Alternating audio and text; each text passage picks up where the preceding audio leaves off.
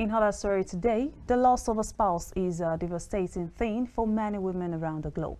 This loss is magnified by a long-term struggle for basic needs, human rights and dignity. Meanwhile, to develop resources and policies to empower widows and allow them to have access to health care and lives free of violence and abuse, International Widows' Day is celebrated annually. This day was launched by the United Nations in 2010 to raise awareness of the challenges and unfavorable situations the widows find themselves in the society. Our correspondent, Paulina, has more. For many women around the world, the devastating loss of a partner is magnified by a long-time fight for their basic rights and dignity. Despite the fact that there are more than 258 million widows around the world, widows have historically been left unseen, unsupported, and unmeasured in the society. Widow, as I understand it, is a woman who has lost her husband and has not remarried. Because if she has remarried, then definitely she's no longer a widow.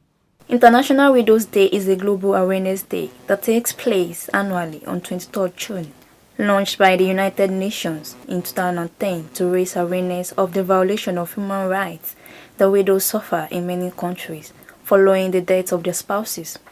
The day is observed to draw attention to the voices and experiences of widows and to galvanize the unique support that they need. The challenges widows face are many. Some are subject to abuse. Like when some men see widow, they believe that this is a woman that could be approached by anybody, irrespective of your status, because they believe that since you have no husband, anybody can husband you, which is not supposed to be so. There are another challenges having to bear a burden which two people have been bearing before, concerning the children, where the couple are a bit well off than the in-laws, than the family members.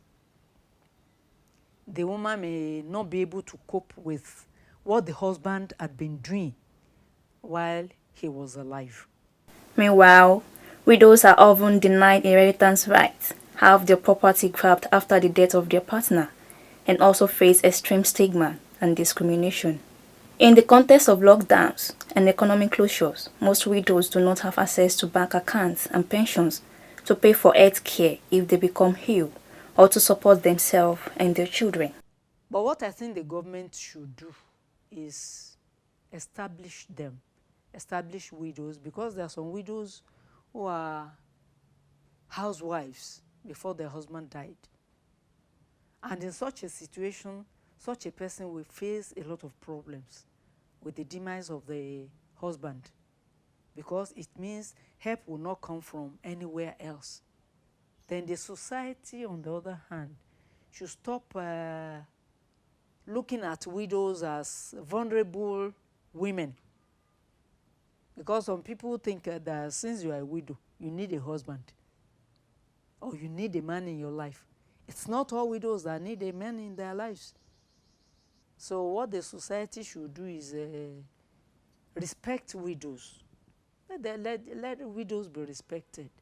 It's not that they should look at them as one of those women. That's the way I think widows should be treated. Governments should take action to uphold their commitments to ensure the rights of widows are enshrined in international law. Also, programs and policies for ending violence against widows and their children, poverty alleviation, education, and other support to widows of all ages also need to be undertaken. Paulina reporting for KAFTAN TV News.